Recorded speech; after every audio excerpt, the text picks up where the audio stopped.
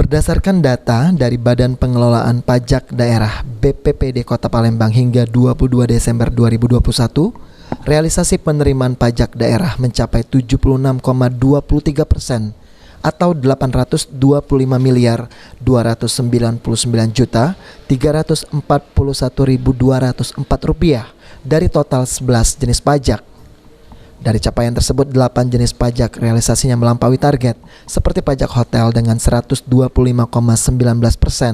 pajak restoran 113,13%, pajak reklame 125,18%, pajak penerangan jalan dihasilkan sendiri non-PLN 113,19%, pajak penerangan jalan sumber lain atau PLN 104,03%, pajak parkir 110,44%, pajak air tanah 106,96%, pajak sarang burung walet 228,23%, dan pajak PBB 106,60%. Sementara 3 jenis pajak lain belum mencapai target, seperti pajak hiburan di angka 37,33%, pajak mineral bukan logam dan batuan 29,97%, serta pajak bea perolehan hak atas tanah dan bangunan BPHTB 36,68%.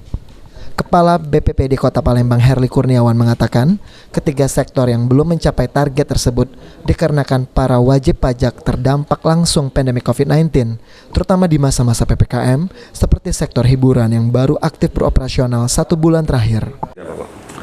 Di tahun 2021, saya bilang bulan yang dianggap sudah baik ya, hanya 3 bulan, di Oktober, November, Desember, jadi cuma 3 bulan.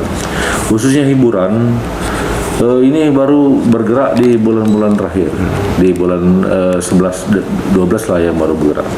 Sementara restoran memang sudah lebih dulu dia, di Oktober sudah bagus, tapi kalau hiburan untuk khususnya bioskop saya kira cuma baru di bulan 12 ini ya, bisa normal deh bioskop.